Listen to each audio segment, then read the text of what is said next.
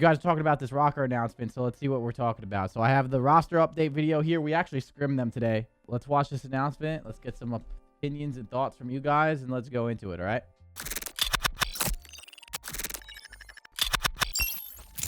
And bloop. Hey guys, Sane here, coach of the Minnesota RØKKR, and last time I talked to you guys, we informed you that we are going to be conducting trials to figure out the direction we wanted to move with our roster going forward.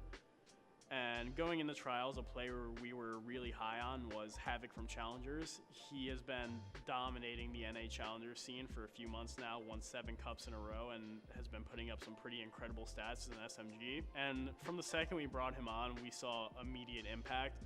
The knowledge he's gained from Challengers has really been applied to our team, and just all those repetitions he's got over there in Challengers has really kind of helped us develop a new layer to our game, and we couldn't be happier to announce that we're going to be bringing Colt on as a starter for our team moving forward into the Pro-Am. With that being said, our roster going into the Pro-Am is going to consist of Havok, Standy, Attach, and Priesta. This decision was incredibly hard for us to make. After running trials for 2 weeks, we had another 3 days after that where we discussed all roster options for 20 to 25 hours between the coaching staff, having one-on-one sit-downs with the players, team meetings with the players. And to be completely frank, this decision took us a lot longer than we expected. After having all the one-on-one sit-downs, internal team and coach meetings, we were kind of split between 2 rosters that we felt were both incredibly good during the trials. And you know, it really hurts us to make this decision to move Mike to the inactive roster. Mike has brought so much to our team in terms of leadership, cool, calm composure, and just his general vibe and, you know, his gun skill, his S&D smarts. There's so much about him that makes him an incredible player and a player that we value so highly. We've had so many great moments with him over the past year and a half, including one of the best championship wins in Call of Duty history.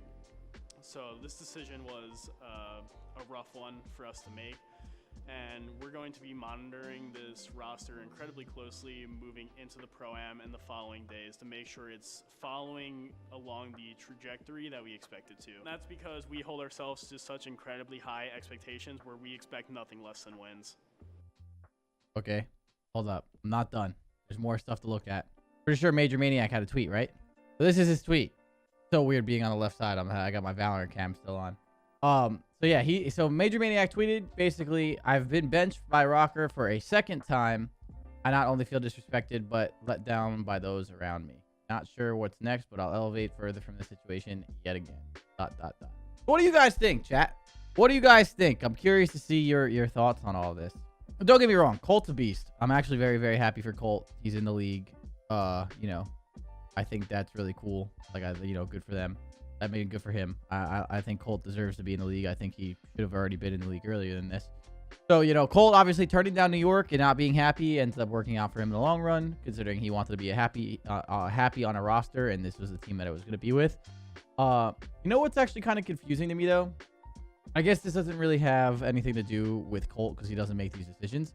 But I feel like when MajorManiak and Colt teamed up on Gen G, they were like nasty all year, right? I really would have thought like for some reason Major and Colt would have like stuck, like, you know, like somehow like found a way to be on this team together. I mean, obviously I'm not a part of their trials, but I just feel like they would have been like, they worked well together before. They would have probably worked even better, especially because Colt's really good at S&D. But then it's like, who do you put him in for, right? Yeah, this is the team we scrimmed today. We scrimmed them. We scrimmed their new roster today. And basically, I don't know. So it's like, you know, it sucks because I guess my thing with Mike is they needed to move. And it could have been for a lot of people who were talking about Priesta because Priesta's been playing really bad. And, you know, there was a lot of like different, like, you know, accusations of like the whole Minnesota roster. I just feel bad for Mike because he got benched now for a second time. And I just don't think Mike is bad in any kind of way. And I don't even say that because he's just like a friend of mine. Like, I actually think Mike is really, really, really good. And on top of that, he's like a really, really good teammate. And he's got a really good mindset on, like, you know, trying to get on, get better, put 100% into the game. The whole, like, you know, like everything that Mike brings to the table is like really important to a team. And I feel like both times he's been benched now have been like situations that like he can't even avoid. Because I'm pretty sure the first time he got benched was in Cold War. And that's when what? It was him and Lamar on the same team. They were just destined not to do good. And that has nothing, no shot at Lamar or no shot at him. It was just like him and Mike, like those two just can't be on the same team together, in my opinion. And then like they ended up benching him and like playing with Lamar, and then they ended up benching Lamar and then putting him back in. They did good, like they were going back and forth. Like they're both good players, but they just can't be on the same team.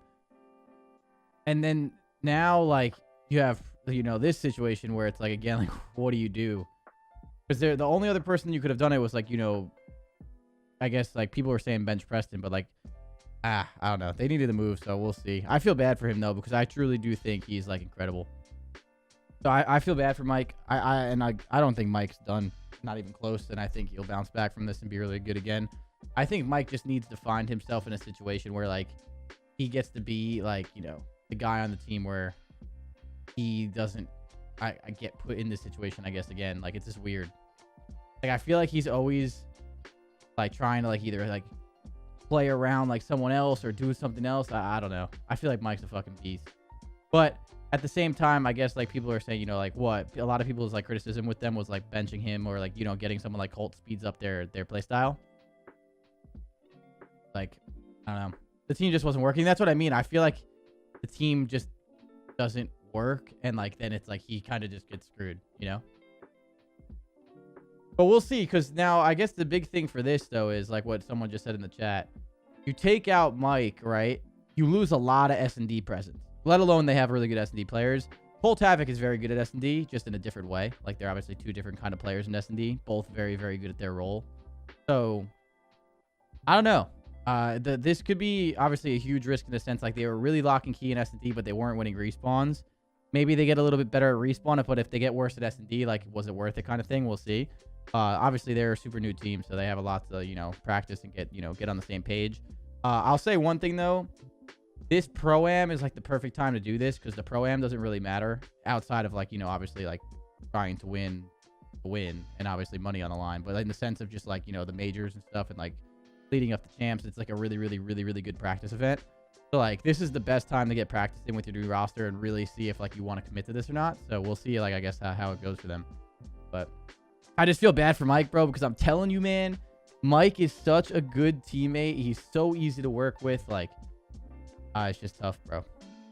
It's tough. I don't know. We'll see. Feel bad for Mike because I feel Priest has more potential. Well, that's what a lot of people, you know, were saying like Preston's playing bad this year. I think what RØKKR's doing with that is just like they're putting their bet on Priest playing to his full potential and getting more out of him, I guess. You know what I mean? Like I see like where they're coming from with that. Like I also am very biased with Preston, but I think Preston's really good too.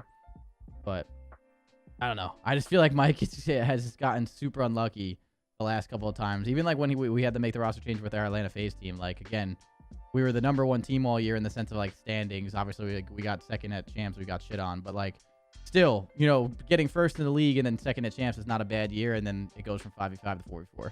And then obviously we did like the double roster change for Alex. So it's just like so crazy. He's been bad for the last 3 years. So you're saying, dude, I really don't think Mike was bad at all on our team. I think Mike was really good on our team. Like every time we ever lost on our team, it had nothing to do with like Mike. And then he was really good in Black Ops 4. He was fine at MW. Cold War, didn't he not come back and play really well in Cold War last year too? Or am I tripping? Oh, you're saying Priesta. I was say, I feel like Mike has been really fucking rock solid. Oh, you're saying Preston? Preston wasn't bad in MW. Preston was good in MW. He had his ups and downs. Preston struggled in the middle of MW. And then he ended up running an AR and ended up being like one of our statistically best players in like at that game. But that was just weird because the way he was running a sub was super similar to how Priesta and how Simp were running it. Sorry, how Abizi and Simp were running it. And like it was just like not really fitting. So then he ended up running an AR and that team and doing really good. And then Preston last year was like on or off, but I don't know. I feel like this Minnesota team has been like so weird with their pacing since they formed last year. Even though they ended up like kind of bringing it back towards the end of the year. I think they got 4th at champs. Like I feel like they've never like had a team that's just like firing on all cylinders and having the same plan and just being really, really like, you know, ready to go. And I feel like when Preston's not in an environment where like everyone's on the same page, and I feel like, you know, it hurts him sometimes. So, like, I don't think Preston's been bad. I think that's the wrong word to use.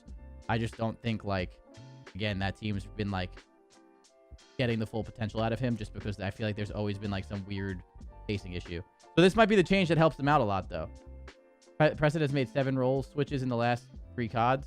Isn't that kind of crazy? That's my point. I feel like he's always... I've said this to him as like a friend. Preston's like too nice of a person. Like, I feel like Preston...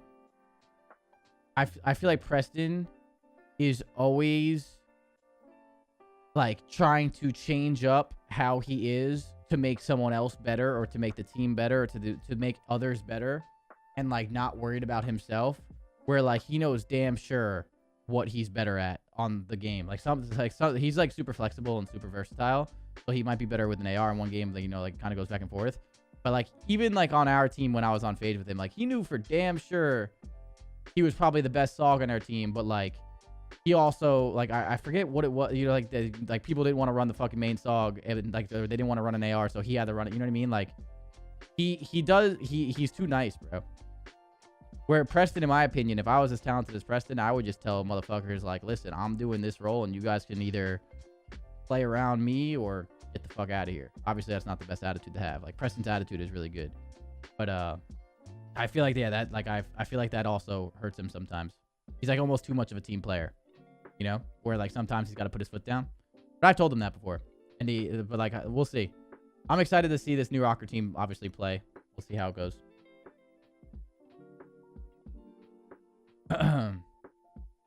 So if he runs a main AR, it may work for him. He can do it. I love Preston as a sub. I've said this before. Depending on the game, obviously, but when I play with Preston as a person, like, you know, as a teammate, like, I love when he's like a fast, aggressive sub. And I like the pacing that he brings to the team. And I think if you get the right people around him, he's fucking disgusting with a sub. But at the same time, he's also very good with an AR, depending on who he's playing with. So like having Havok slot in here and be a really fast, aggressive sub might help him run an AR. You know what I mean? So we'll see. It's a good mentality when you're winning, not losing. What are you talking about? Preston's like mentality, like trying to make everyone else around you better. Oh, it's the biggest, like, it's like such a double-edged sword, because you want so hard to win, right? Like, you want to win and you want to do all this stuff, like, and when you're winning, you're the best player in the world. Oh, you're Mr. Do-It-All. You're such a good teammate. Everyone loves you. But as soon as you start losing and your stats aren't there, you're the fucking costing of the team. You suck. You don't know what you're doing. But meanwhile, you're literally just trying to run a role that like other people on your team don't want to run. Like, you'd be surprised on how some of that shit works behind the scenes. Like, you know, hey, you want to do this role? Like, no, I'm not doing that role. And then it's like, well, now what the fuck? Someone's got to do it. I guess I'll just fucking do it, even though I might, you know, like, I might feel like I'm better than someone at this role. It's like, well, I'm gonna have to do this anyway. You know what I mean? And like, Preston always does that. How long has it been since you dropped Cell around here? Pretty sure he got dropped quite a few times before.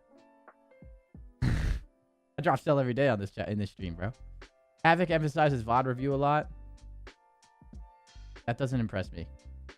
And I'm not saying that as a shot at Havok. Like, that's common fucking sense. If there's any player in the league that doesn't emphasize VOD review, then like it's fucking chalk. I don't like what. I feel like that's insane to say. Like, and also I understand that, you know, some teams, like you said, like, you know, he said like some people say they don't do it. I really don't believe that. I'd have to see that with my own eyes. I would have to see that with my own eyes, or like hear it with my own fucking ears of like, you know, like, yo, we're not watching VOD. That shit's useless. Like, if there's truly no, I don't believe that there's anyone in this league that does that. Maybe if there is, that'd be fucking mind-blowing to me. I should have clipped it. No, I believe you. I'm not saying I don't believe you. I'm just saying that is such a fucking crazy statement to even say that I don't believe it. You know what I mean? Like, I just can't. Ah, dude. VOD's like the most important thing. That's just like the most silly thing ever. Yeah. Especially in this league with how good teams are, bro. If you're not watching like VOD and trying to get better and fix your own mistakes, like, what do you think about this new team? I think I mean, again, I think they should be pretty good. This Minnesota team's always had potential. They just have to get it, you know, get it all down. I think the way they were playing hardpoint, just like the way they were playing with their old team, just didn't make any fucking sense. And I think having someone new, no matter who it is or who they replace, will always bring that, like, you know, that new fire to your team. Usually, like the honeymoon phase where everyone wants to get better and like prove people wrong, or like, you know, get better and do better and all this shit. So like, I think they're on a good track for that. And now it's just see how they mesh and stuff.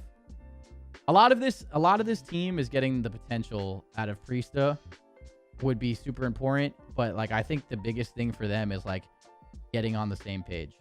So who would you have changed? Not my team. I'm not going down that route. Also, Chris talking about Preston, people will say he's inconsistent, but he's won in the last 4 CODs. Well, Preston's statistics might not be as consistent as they can be, but again, like I really do think, like, I don't know. I'm super biased with him because I've worked with him, I've teamed with him, I've won with him, I've won coaching him. But him specifically, like, he is so much better than what his stats say. And like, I know a lot of people don't know like how to like just like look past that sometimes, but it's pretty crazy how much he brings to a team. Even when he's getting shit on, dude, like if you just watch the minimap and like where players push off of what kills they do, how they do, who waits for the teammates the most, who actually, like, you know, makes good plays, who pinches at the right times, who pinches at the wrong times, who rotates at the right times, who plays their life on the pinch the most time, who doesn't play their, like, all those, like, super, like, one-kill plays, Preston very rarely makes a mistake on, and those are plays that, like, cause you to win or lose tournaments. So, like, again, Preston, I usually look past Preston's stats for the most part. At the same time, you can't just get shit on. So like I you know, there is a line to that, but there are some players that are very good at getting kills and very bad at making the right play, like when it matters the most. You know what I mean? But like, again, if you get a lot of kills, like I don't know, there's obviously a fine line there that you kind of walk on, but I think the way Preston plays is super underrated. And then again, if Preston is frying with how he plays, then like obviously it's super impactful. But is Preston the only player to have won at least once in the past 3 or 4 years? In the past 3 years, wouldn't it be Simp, Abizi, Cell, and Alec, and Preston? Right? If we're talking about what, MW? Well, that would be 2. If you're talking about this year, it would be 3. So you're dating back to Black Ops 4. So still Simp, Abizi, Alec. Like those guys, right? There's probably a few others. I would take a guess. And you're talking about if you're dating back to World War II as well? Yeah. No, yeah. So you're talking about World War II as well? Yeah, I guess so. I'm not sure. I don't pay attention to that shit, to be honest. So I would have to like kind of go back and track everyone's career of wins. Clayster, but Clayster didn't win in Cold War, right? So would that stopped his streak? I think, or did they win in Cold War? I don't even fucking remember anymore. I just know Preston's more because a lot of them I was working either with or teaming with him. But yeah, that's the Minnesota change, dude.